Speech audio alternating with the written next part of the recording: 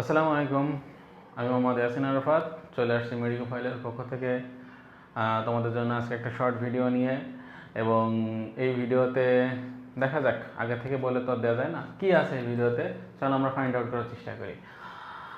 আচ্ছা, এই ভিডিও বড় করে লেখা আছে, দেখো যে প্রশ্বাস নিঃশ্বাসের কার্যক্রম, অর্থাৎ আমরা আজকে জানবো প্রশ্বাস নিঃশ্বাস কীভাবে নেওয়া হয়, তার মেকানিজম। ঠিক আছে, এই মেকানিজমটা তোমার বইতে কিন্তু একটু ইলাবোরেট করে দেওয়া আছে, তোমার বুঝতে একটু কঠিন হবে। তো তুমি চেষ্টা করবা যে এই ভিডিওতে খুব শর্টলি, খুব একদম বেসিক যে জিনিসটা, এই জিনিসটা কিছু জিনিসের সাথে কোরিলেট করে আমরা তোমার বোঝাই দেওয়ার চেষ্টা করব। তুমি এখান থেকে বেসিকটা ক্লিয়ার করে বই দেখে এর যে বর্ণনা, এবং এটা রিটেনে আসে, এবং এর যে বর্ণনা ওইটা তোমরা A to Z পড়ে ফেলার চেষ্টা করবা। ঠিক আছে, তো আমরা শুরু করি শ্বাস প্রশ্বাসের মেকানিজম। আচ্ছা, শ্বাস প্রশ্বাসের মেকানিজমের আগে আমরা জানবো যে শ্বাস প্রশ্বাসের জন্য আসলে কোন কোন পেশি কাজ করে। মনে রাখবা, শ্বাস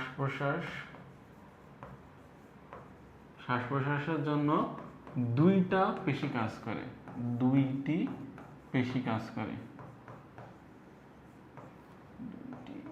পেশি। ঠিক আছে, দুইটা পেশি লাগিয়ে লিখলাম। কি কি আছে সেই পেশি দুটো? একটা হচ্ছে আমাদের ইন্টারকোস্টাল পেশি,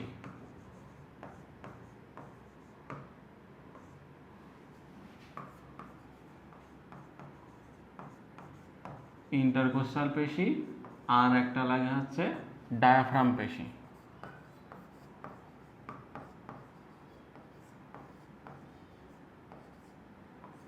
ডায়াফ্রাম পেশি, এই দুটো একদম মাথার ভেতরে গেঁথে নাও যে কি কি পেশি লাগে আলটিমেটলি আমাদের। একটা হচ্ছে ইন্টারকোস্টাল পেশি, আর একটা হচ্ছে ডায়াফ্রাম পেশি। এই দুইটা পেশি কিন্তু সংকোচন প্রসারণের মাধ্যমে আমাদের মেইন যে শ্বাস প্রশ্বাসের কার্যক্রম ওইটা পরিচালনা করে। ঠিক আছে, এইবার আসি আমাদের একদম বেসিক যে কথাবার্তা। তার আগে আমি কিছু কনফিউশন তোমাদের দূর করে দিতে চাই। সেটা হচ্ছে, আমরা কেমিস্ট্রিতে পড়ছি যে আয়তন বাড়লে চাপ কমে। এটা তো আমরা জানি, একদম বেসিক রোজ, যেখানে আয়তন বাড়বে, আয়তন বেড়ে যাবে, চাপ কমে যাবে। ঠিক আছে, আর আয়তন কমে গেলে চাপ বেড়ে যাবে। এখন আমার তোমার একটা কথা বলো যে যেখানে বাতাসের চাপ কমে যায় আর যেখানে চাপ বেড়ে যায়, বাতাস কোন দিক থেকে কোন দিকে মুভমেন্ট করে বলো তো? যেখানে বাতাসের চাপ কমে যায় আর যেখানে বাতাসের চাপ বেড়ে যায়, বেড়ে যাওয়া এলাকা থেকে বাতাস কিন্তু চাপ কমে যাওয়া এলাকার দিকে যায়। এটা আমরা একদম ক্লিয়ার মাথায় রাখবো। ঠিক আছে, এই শ্বাস প্রশ্বাসের এরিয়া বোঝার জন্য এটা কিন্তু একটা বেসিক রুল, যে বায়ুর গমন কোন দিকে হয়, যেখানে চাপ কম বায়ু কিন্তু সেদিকে যায়। ঠিক আছে, আর চাপ কম হওয়ার জন্য শর্ত কি? চাপ কম হওয়ার জন্য শর্ত হচ্ছে আমাদের আয়তন বেড়ে যাওয়া। ওকে, দেখা যাক। এইবার আসো, শ্বাস প্রশ্বাসের জন্য আমাদের দুই দিকের আয়তন বাড়তে হয়। ঠিক আছে, একটা হচ্ছে সামনে পিছনে। ঠিক আছে, এইখানে দেখলে বুঝতে পারবা, সামনে পিছনে, আর মনে রাখবো ওপর নিচ। কি কি? সামনে পিছনে আর ওপর নিচ। এখন দেখো, প্রথমে আসি ওপর নিচের কথা। আমাদের ডায়াফ্রাম পেশি আমরা পড়ছি। এই ডায়াফ্রাম পেশির অবস্থান কোথায় তোমরা কি জানো? এই ডায়াফ্রাম পেশির অবস্থান হচ্ছে আমাদের ঠিক পাকস্থলীর নিচে, ঠিক পাকস্থলীর নিচে। এবং এর নর্মাল পজিশন কেমন? এর নর্মাল পজিশন হচ্ছে এটা এরকম ধনুকের মতো বাঁকা থাকে। কেমন থাকে? ধনুকের মতো বাঁকা থাকে। ঠিক আছে, এই যে দেখো, এই ধনুকের মতো এটা বাঁকা। ডায়াফ্রাম পেশির নর্মাল যে অবস্থান এটা হচ্ছে ধনুকের মতো বাঁকা থাকে। ঠিক আছে, আচ্ছা, এখন যখন আমরা প্রশ্বাস গ্রহণ করি তখন শুরু হটা হয় কিভাবে? দেখো, ফার্স্টে আমাদের যে ডায়াফ্রাম পেশি আছে, এই ডায়াফ্রাম পেশিটা এরকম থাকা ধনুকের মতো থাকে। এই ধনুকের মতো থাকা থেকে সে তোমার প্রসারিত হয়, কন্ট্রাকশন করে। প্রসারিত হয়ে এই ধনুকের মতো থেকে এইরকম একটা আকার ধারণ করে। মানে আগে একদম ধনুকের মতো বাঁকা, সেখান থেকে হালকা তোমার স্ট্রেট সোজা হয়। ঠিক আছে, এই জায়গায় স্ট্রেট, এখানে দেখো সোজা হয়ে গেছে। এখন ভাবো তোমার এইরকম একটা এরিয়া মনে করো, ঠিক আছে, সেখানে এইরকম একটা এরিয়া আছে, এরকম একটা মনে করো পাত্র আছে। তা এই পাত্রের এই যে নিচে এরকম বাঁকানো, ঠিক আছে। এখন এই বাঁকানো এরিয়াটা তোমার কি হলো, হঠাৎ নিচের দিকে প্রসারিত হয়ে একদম সমান হয়ে গেল, সমান হয়ে গেল। তাহলে এই জায়গা যদি সমান হয়ে যায়, তাহলে আমাদের কি নিচের দিকে কিছুটা জায়গা বেড়ে গেল, তাই না? মানে আগে ছিল এরকম, আর এখন মনে করো হয়ে গেছে এরকম। আচ্ছা, আগে ছিল এরকম, আর এখন মনে করো হয়ে গেছে এইরকম। ঠিক আছে, ডায়াফ্রাম পেশি আগের মতো আছে, তবে কম সংকুচিত। ঠিক আছে, তো আগে একদম এরকম বাঁকানো অবস্থায় ছিল, এখন সেটা কিছুটা প্রসারিত হয়ে সেটা এরকম হয়েছে। ঠিক আছে, সরি, সংকুচিত হয়ে কিছুটা সংকুচিত হয়ে সে এরকম হয়েছে। তাহলে আলটিমেটলি কি হবে, আমাদের যে এই ফুসফুস ফুসফুস তার ওজনের কারণে একটুখানি নিচের দিকে প্রসারিত হবে। কি হবে, ফুসফুস তার ওজনের কারণে একটু নিচের দিকে প্রসারিত হবে। আর নিচের দিকে প্রসারিত হওয়ার কারণে কি হলো দেখো তো, আলটিমেটলি এই আগে যে ডায়ামিটার ছিল উপর নিচ, ঠিক আছে,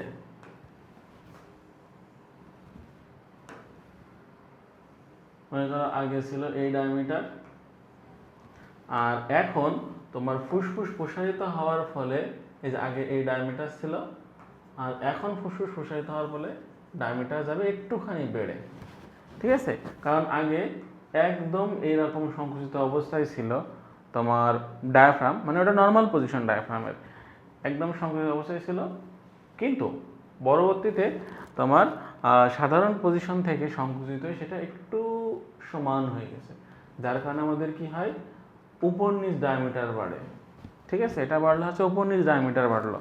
ওকে, এই উপর নিচ ডায়ামিটার বাড়লো, আর সাথে সাথেই আমাদের কিছু যে ইন্টারকোস্টাল পেশি আছে, এই যে আমি এখানে বলছি না ইন্টারকোস্টাল পেশির কথা, এই ইন্টারকোস্টাল পেশিগুলো কই থাকে দেখো, এই যে রিবস বা আমাদের যে পরশুকাগুলো থাকে, এই যে রিবস বা পরশুয়াগুলো এখানে থাকে না, এই রিবস বা পরশুয়াগুলোর সাথে এরকম এরকম এই জায়গায় আটকাই থাকে। ঠিক আছে, এখন এই ডায়াফ্রাম যখন সংকুচিত হয়, একই সাথে এই রিবসের সাথে যে ইন্টারকোস্টাল পেশিগুলো আছে ওইগুলোও সংকুচিত হয়। এখন দেখো এইগুলো যদি সংকুচিত হয়, তাহলে এর সাথে তোমার এই জায়গায় আমি একটা জিনিস উদাহরণ দিয়ে বোঝাই, এইরকম বলো, এরকম মনে করো লোহা, পরপর লোহা আছে, ঠিক আছে, লোহা আছে, এই লোহা ফার্স্ট লোহাটার সাথে এরকম মনে করো সবাই এভাবে দড়ি দিয়ে বাঁধা আছে।